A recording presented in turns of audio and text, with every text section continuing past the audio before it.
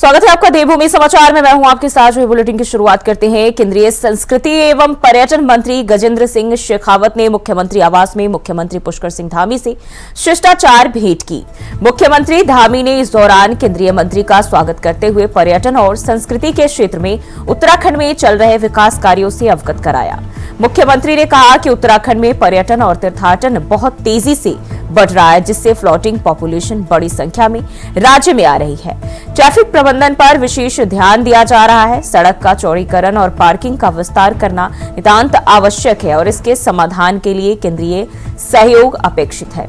इसके साथ ही उन्होंने कहा कि राज्य में पर्यटन के विस्तार की संभावना को देखते हुए टूरिज्म स्पॉट विकसित किए जा रहे हैं। इस दौरान केंद्रीय मंत्री ने केंद्र सरकार की ओर से हर संभव अपेक्षित सहयोग देने का आश्वासन भी दिया।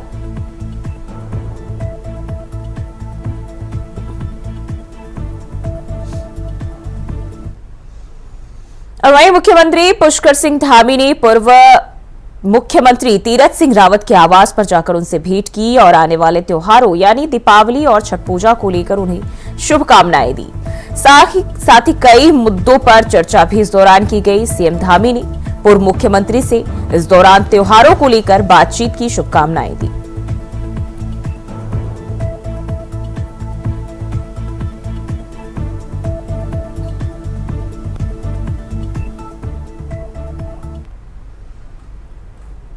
और इसी के साथ मुख्यमंत्री पुष्कर सिंह धामी ने पूर्व मुख्यमंत्री मेजर जनरल भुवन चंद्र खंडूरी के आवास जाकर दिवाली की शुभकामनाएं दी।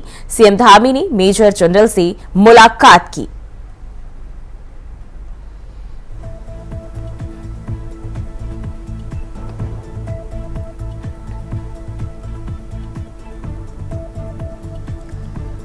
तो मुख्यमंत्री के मुलाकात के दौरान की ये तस्वीरें सामने आई।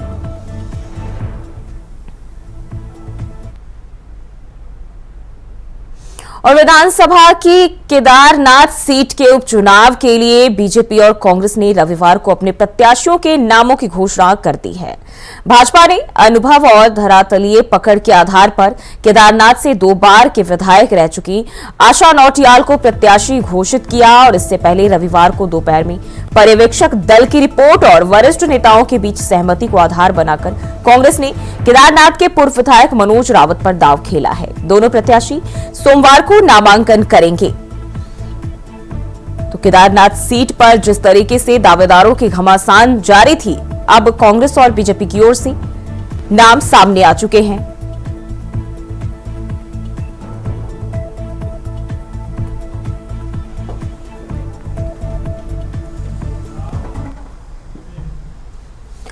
और 20 नवंबर को केदारनाथ में उपचुनाव होना है, जिसको लेकर राजनीतिक दल लंबे समय से तैयारी कर रहे थे और इंतजार हो रहा था तो बस प्रत्याशियों के नाम की घोषणा का। और ऐसे में प्रत्याशी के नाम का सस्पेंस कांग्रेस ने खत्म कर दिया। कांग्रेस हाईकमान ने केदारनाथ उपचुनाव के लिए पूर्व विधायक मनोज रावत को टिकट देने की घोषणा की है।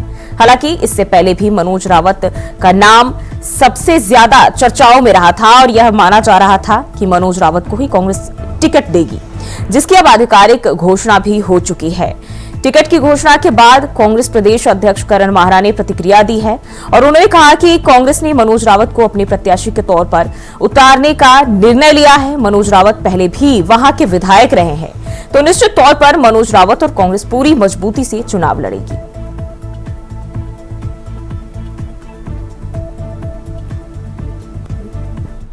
कांग्रेस ने मनोज रावत जी को अपने प्रत्याशी के तौर पर उतारने का निर्णय किया है और मनोज रावत जी पहले भी वहाँ के विधायक रहे हैं। वहाँ की जो टोपोग्राफी है, वहाँ के लोग हैं, उनसे उनका मिलना जुलना है, उनसे उनके बीच में उठते बैठते हैं, उनको जानकारियाँ भी हैं और मुझे लगता है कि पूरा कार्यकर्ता इंटैक्ट है। और जिस तरीके से आपने देखा होगा बीजेपी में लोग सिरफटोल हो रही है, आज भी बयान में कुछ देख रहा था, लेकिन वहीं कांग्रेस के सभी लोग एकजुट हैं और गोदियाल जी ऑलरेडी वहाँ चले गए हैं, कुंवर सजवान वहाँ लग गए हैं, लक्ष्मण रावत वहाँ लग गए हैं, शशि सेमवाल वहाँ लगी हुई हैं और भी बहुत साथी हमारे ऐसे हैं जो वहाँ इस समय कल की नॉमिनेशन की तैयारी में लगे हुए हैं। तो निश्चित तौर पर मनोज रावत मजबूती से चुनाव लड़ेंगे और कांग्रेस इसको बहुत मजबूती से इस चुनाव को लड़ेगी।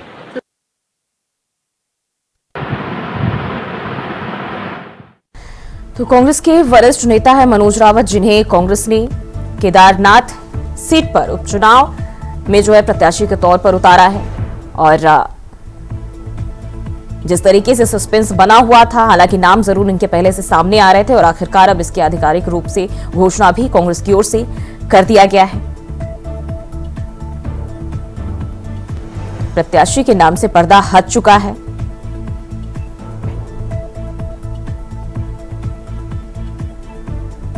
और इसी खबर पर ज्यादा जानकारी के साथ अभय कैंतुरा हमारे साथ जुड़ गए। अभय, जिस तरीके से हम देखें, काफी समय से दोनों ही दलों के बीच एक अलग ही दावेदारों को लेकर कहीं न कहीं रस्साकसी चल रही थी, लेकिन अब जो है प्रत्याशियों के नामों से पर्दा उठ चुका है। कांग्रेस ने अपने प्रत्याशियों की घोषणा कर दी, वहीं बीजेपी ने भी। वहीं अगर हम बात करें तो कांग्रेस कह रही है कि हम इस सीट पर पूरी मजबूती के साथ लड़ेंगे। देखिए, केदारनाथ विधानसभा का जो उपचुनाव है, उस उपचुनाव के लिए बीजेपी हो या कांग्रेस, दोनों ही दल अपने अपनी जीत की दावेदारी यहाँ पर पेश कर रहे हैं। और उस जीत की दावेदारी के अलग अलग आंकड़े दोनों ही दल यहाँ पर बताते हुए नजर आ रहे हैं कि किस प्रकार से उनकी जीत सुनिश्चित यहाँ पर होनी है। दोनों ही दलों ने अपने अपने प्रत्याशी इस उपचुनाव के लिए घोषित कर दिए। कांग्रेस ने पूर्व विधायक मनोज रावत को चुनाव मैदान में उतारा, तो बीजेपी ने पूर्व विधायक आशा नौटियाल को यहाँ पर चुनाव मैदान में उतारा है। जबकि दोनों के पास ये कह सकते हैं कि जो प्रत्याशियों की सूची थी वो लंबी चौड़ी सूची थी, और उनमें से किसी एक प्रत्याशी का चयन करने के लिए पार्टी को बहुत सारी चुनौतियों का सामना भी यहाँ पर करना पड़ा था। लंबा मंथन यहाँ पर किया गया था, देहरादून से लेकर दिल्ली दरबार तक के मंथन हुआ था। आखिरकार दोनों ही दलों ने बीजेपी की तरफ से आशा नौटियाल और कांग्रेस की तरफ से मनोज रावत को चुनाव मैदान में उतारने का निर्णय यहाँ पर लिया गया। आज कांग्रेस के जो प्रत्याशी है मनोज रावत, वो अपना नामांकन यहाँ पर कर रहे हैं। उकीमठ जो तहसील है वहां पर उनका नामांकन यहाँ पर होगा। उसके बाद वो चुनावी रोड शो को वहां पर संबोधित करने का काम करेंगे, चुनावी रोड शो में शामिल होंगे और फिर स्थानीय जनता को बताएंगे कि किस प्रकार से कांग्रेस उनके साथ खड़ी है, उनके जो मुद्दे उन मुद्दों को उठाने का काम वहां पर कर रही है। यानी बीजेपी या कांग्रेस जनता का विश्वास जीतने के लिए अब चुनाव मैदान में यहाँ पर जुटती हुई नजर आ रही है। दोनों ही दलों ने अपनी अपनी रणनीति बनाने का काम यहाँ पर कर दिया है। कांग्रेस के लिए इसलिए मजबूत कहा जा सकता है कि कांग्रेस ने जिस प्रकार से केदारनाथ विधानसभा में अपनी जो पदयात्रा यहाँ पर की थी, जिस प्रकार से उनकी पदयात्रा हरिद्वार से लेकर केदारनाथ तक चली है, जिस प्रकार से पार्टी के नेता उस यात्राओं में शामिल यहाँ पर हुए थे, और पूर्व में जो दो उपचुनाव यहाँ पर हुए हैं, चाहे बद्रीनाथ सीट का हो या मंगलौर विधानसभा सीट का हो, दोनों में कांग्रेस को यहाँ पर जीत यहाँ पर मिली थी। बीजेपी को हराने का काम कांग्रेस तरफ से किया गया था। तो ऐसे में कांग्रेस बड़ी उत्साहित नजर आ रही है और इसीलिए उनकी तरफ से जीत के दावा यहाँ पर किया जा रहे हैं कि बाबा बद्रीनाथ के बाद, बद्री विशाल के आशीर्वाद के बाद बाबा केदारनाथ का आशीर्वाद उन्हें मिला जा रहा है। और केदारनाथ के जो मुद्दे हैं, चाहे वो केदारनाथ मंदिर निर्माण का हो जो दिल्ली के बौराड़ी में बनने जा रहा था, या फिर केदार घाटी में पुनर्निर्माण के काम हो, या फिर आपदा के दौरान जिस प्रकार से वहां पर चीजें मिसमैनेजमेंट वहां पर हुई थी, यात्रा का जिस प्रकार से स्वरूप वहां पर बदला हुआ था, उन सब चीजों को जिस प्रकार बिल्कुल। अब है जिस तरीके से हम बात करें तो यहाँ जो मनोज रावत है, हाल ही में उन्होंने कहा था कि यहाँ जो है हमारा मुकाबला बीजेपी के प्रत्याशी से नहीं बल्कि सीधा उत्तराखंड सरकार से होने जा रहा है। यानी कि ये दावेदारी कहीं न कहीं इन्हें पूरी तरह से ये उम्मीद है कि दो उपचुनाव जिस तरीके से कांग्रेस ने जीते, अपने पाले में कर लिया दोनों सीट, तो इस बार भी कहीं न कहीं नतीजा उनके पक्ष में होगा। देखिए, ये सीधे तौर पर माना जा सकता है कि जब भी किसी प्रदेश में उपचुनाव यहाँ पर होता है तो उपचुनाव सीधे तौर पर सरकार का उपचुनाव यहाँ पर माना जाता है। इसीलिए कांग्रेस इसे बीजेपी प्रत्याशी के बजाय चुनाव लड़ने के बजाय सीधे सरकार से लड़ने की बात यहाँ पर कर रही है। उनका कहना है कि सरकार की तरफ से इस बार कोशिश यहाँ पर की जाए, क्योंकि दो उपचुनाव में बीजेपी को हार यहाँ पर मिल चुकी है, यानी सरकार सीधे तौर पर हारी है। ऐसे में जो तीसरा उपचुनाव केदारनाथ का यहाँ पर हो रहा है, सरकार उसे जीतना चाहेगी, क्योंकि अगर केदारनाथ सीट पर बीजेपी को हार का सामना करना पड़ता तो पूरे देश में कह सकते हैं कि बीजेपी के लिए एक नकारात्मक संदेश जाने का काम यहां से उत्तराखंड से किया जाएगा। तो वो चीज से बचना चाहती है, इसीलिए अब कांग्रेस पार्टी उन सब चीजों को लेकर अपने आरोप लगाने का काम सत्ताधारी दल पर कर रही है। और ये कह सकते हैं कि बीजेपी की तरफ से लगातार इस बात को पुख्ता करने का काम यहाँ पर किया जा रहा है कि केदारनाथ चुनाव में जो भी परिणाम होंगे वो बीजेपी के पक्ष के होंगे और जीत बड़ी प्रचंड बहुमत से यहाँ पर होगी। और बीजेपी की तैयारियों को देखकर ऐसा लगता भी है, क्योंकि बीजेपी इस चुनाव को जीतने के लिए कितनी अपनी कोशिश यहाँ पर कर रही है, जो रणनीति यहाँ पर बना रही है उसके हद तक बना रही है, क्योंकि बीजेपी ने केदारनाथ विधानसभा उपचुनाव में 5 जो मंडल हैं, यानी इस विधानसभा के जो 5 मंडल हैं, उन 5 मंडलों में 5 कैबिनेट मंत्रियों की जिम्मेदारी तय यहाँ पर कर दी है। 200 से ज्यादा पदाधिकारियों को यहाँ पर चुनाव मैदान में पहले से यहाँ पर भेजा जा चुका है कि जनता को लामबंद करने का काम यहाँ पर करें। और इस समय भी आप ये कह सकते हैं कि केदारनाथ विधानसभा सीट पर बीजेपी के प्रदेश अध्यक्ष महेंद्र भट्ट चुनाव प्रचार वहां पर कर रहे हैं।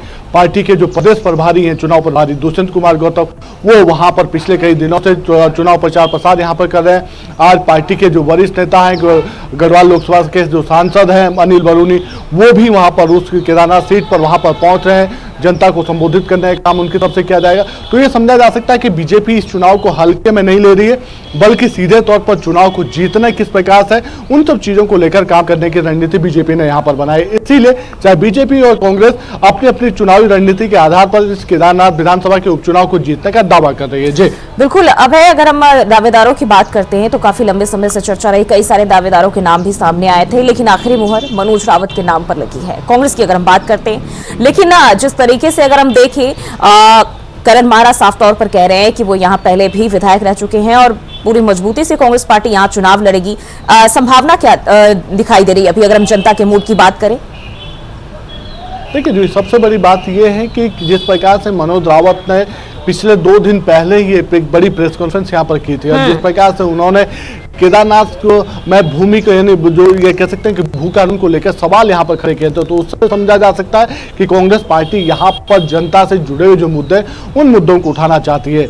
मनोज रावत की इस प्रेस कॉन्फ्रेंस में पार्टी के सभी वरिष्ठ नेता यहाँ पर मौजूद थे, चाहे नेता प्रतिपक्ष यशपाल आर्य हो, डॉक्टर हरक सिंह रावत हो जो पूर्व कैबिनेट मंत्री है, प्रदेश अध्यक्ष करण मेहरा इसमें मौजूद थे, पूर्व प्रदेश अध्यक्ष गणेश गोदियाल इस दौरान यहाँ पर मौजूद है, और कांग्रेस के जो रुद्रप्रयाग के जो जिला अध्यक्ष है कुंवर सिंह सजवान, वो इस प्रेस कॉन्फ्रेंस में मौजूद है। तो समझा जा सकता है कि कांग्रेस एकजुटता के साथ इस चुनाव को लड़ना चाहती है, और एकजुटता का संदेश इसलिए भी देना चाहती है कि पिछले दिनों जो गुटबाजियों के चलते कांग्रेस को काफी जो कांग्रेस की छवि को जो नकारात्मक प्रभाव यहाँ पर पड़ा था, उसको सुधारने का प्रयास भी यहाँ पर किया जा रहा है। तो कांग्रेस कोशिश जरूर कर रही है, लेकिन केदारनाथ विधानसभा सीट पर चुनौतियां बहुत सारी है, क्योंकि कांग्रेस पार्टी के जो प्रत्याशी है मनोज रावत, वो भले ही केदारनाथ विधानसभा से केदारनाथ सीट से पहले चुनाव यहाँ पर जीत चुके हो, लेकिन जिस प्रकार से बीच में उनका इस क्षेत्र से बिल्कुल अलग एक कटने का जो नाता वहाँ पर रहा है, क्योंकि जिस दौरान यात्रा वहाँ पर चलती थी, यात्रा के दौरान वो कहीं पर देखे नहीं गए।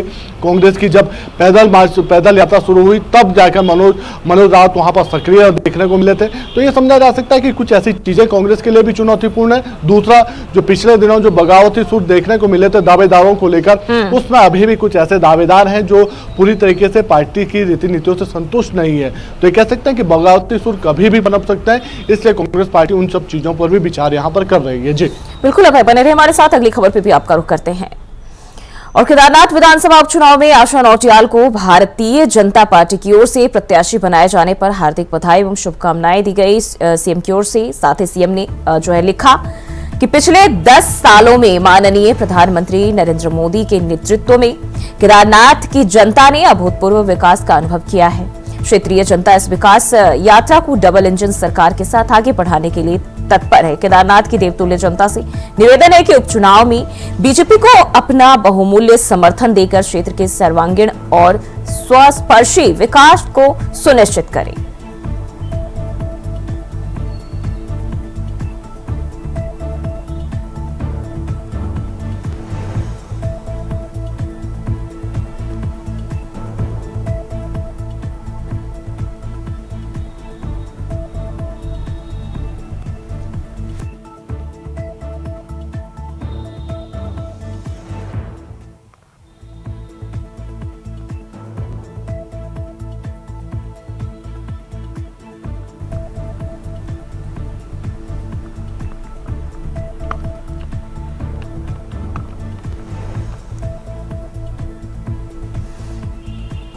और हमारे साथ बीजेपी नेता देवेंद्र भसीन हमारे साथ जुड़ चुके हैं। बहुत बहुत स्वागत है सर आपका। जिस तरीके से हम देखें, काफी लंबा समय लगा उम्मीदवारों के नामों की घोषणा करने में, मंथन का दौर जारी रहा, क्या वजह रही, इतना वक्त क्यों लगा?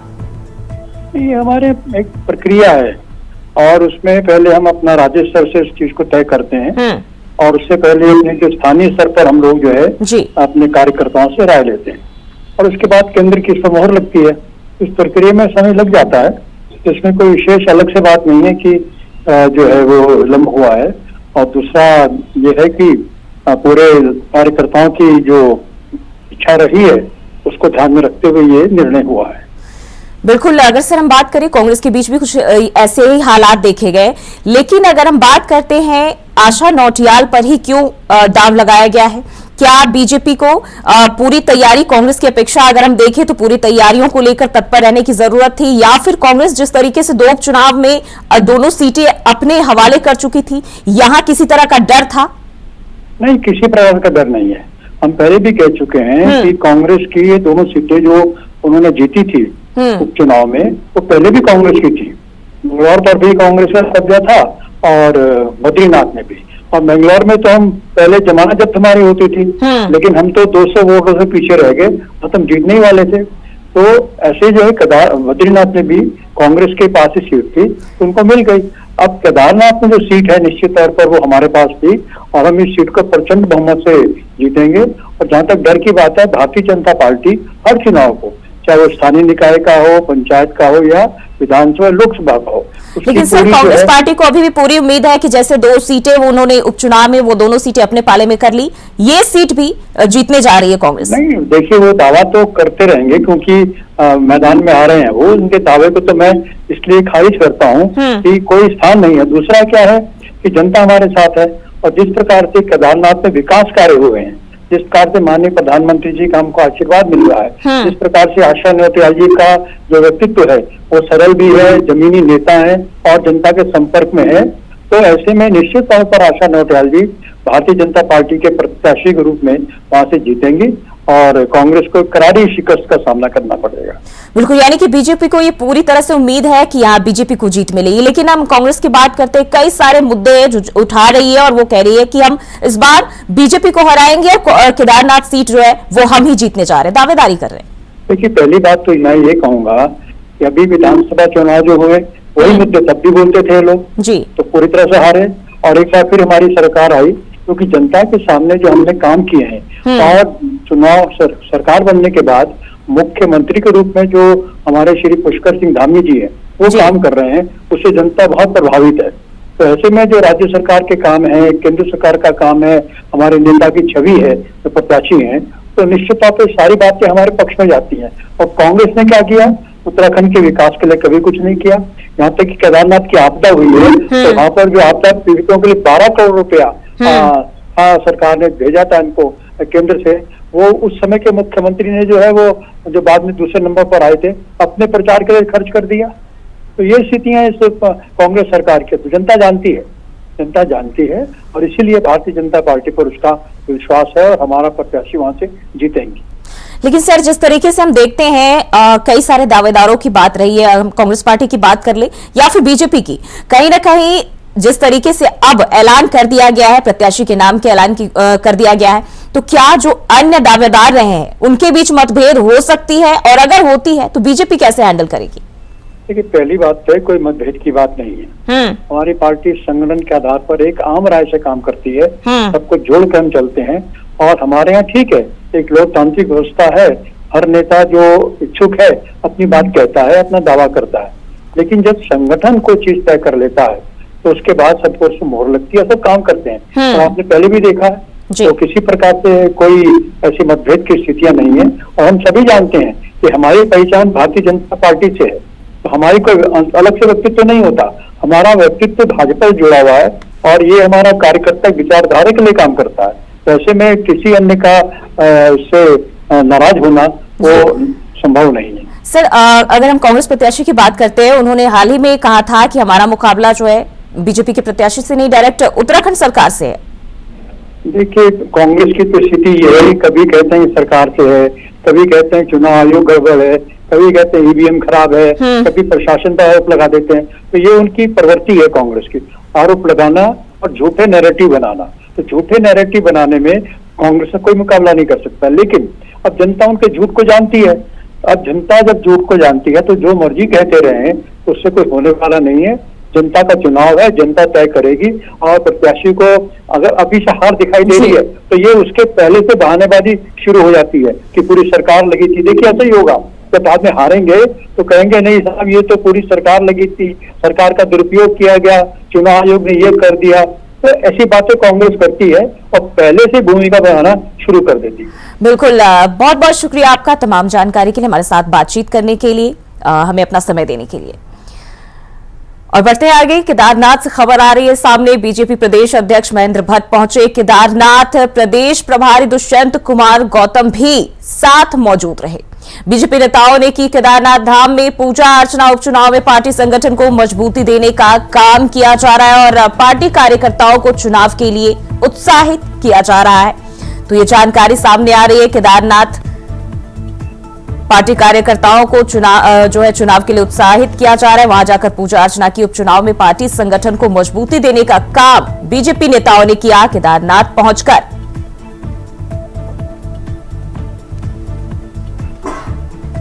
तो बीजेपी प्रदेश अध्यक्ष महेंद्र भट्ट केदारनाथ पहुंचे और प्रदेश प्रभारी दुष्यंत कुमार गौतम भी उनके साथ मौजूद रहे।